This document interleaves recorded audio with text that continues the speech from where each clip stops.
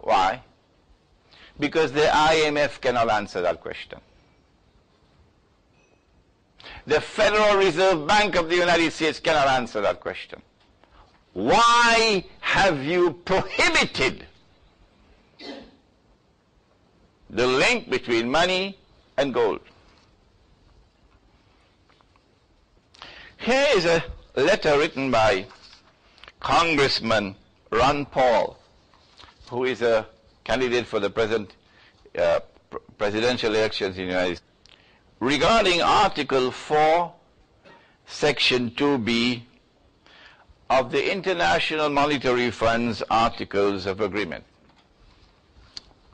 As you may be aware, this language prohibits countries who are members of the IMF from linking their currency to gold.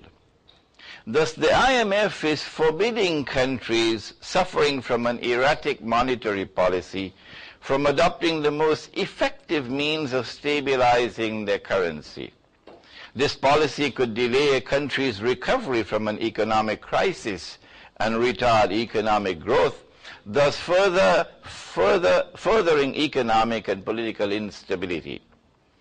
I would greatly appreciate an explanation from both the Treasury and the Federal Reserve of the reasons the United States has continued to acquiesce in this misguided policy. Please contact Mr. Norman Singleton, my legislative director, if you require any further information regarding this request. Thank you for your cooperation in this matter. Ron Paul, United States House of Representatives. Ron Paul has been waiting 5 years for a reply. They will not answer. Why? Because the Bretton Woods Agreement and the International Monetary Fund, which emerged out of it, was designed to impose a financial dictatorship upon mankind. It is more than simply ripping off people, more than simply making Indonesia a poor country. It is actually financial dictatorship.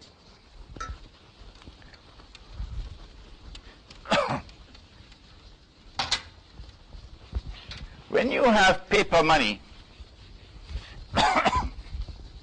with no intrinsic value, then you can modify and manipulate the value of the paper. Something called, I don't know if you've heard the term devaluation. Familiar with that? Devaluation. The Quran in 3 places has prohibited diminishing the value of people's wealth, property, services, goods. Allah says, وَلَا تَبْخَسُوا النَّاسَ أَشْيَاءَهُمْ. Do not diminish, make little the value of people's property, wealth, etc. وَلَا تَبْخَسُوا النَّاسَ أَشْيَاءَهُمْ. Okay. In April 1933, President Roosevelt of the United States, the Federal Reserve Bank has just been established in the United States, and it is a private institution, not a public institution. And in April of 1933, the U.S. government enacts legislation prohibiting Americans, residents, from keeping gold, gold money, gold coins, gold bullion. You can keep your jewelry. So gold is demonetized. Gold is no longer allowed as legal tender. If you're caught with gold after a certain date, then we're going to put you in jail for 6 months and fine you $10,000. So the American people rushed to exchange their gold for US dollars at 20 US dollars for 1 ounce of gold. Those who had some idea of the scam that was coming, the smart ones, like the ones who didn't go to work on 9/11, no?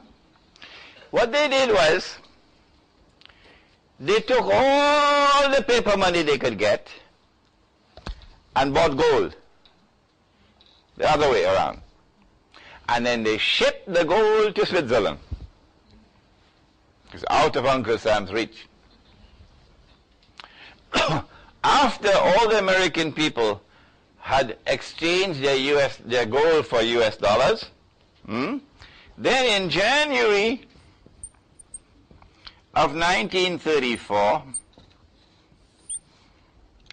President Roosevelt removed the law, rescinded the law, remonetized gold. You're allowed now to keep your gold.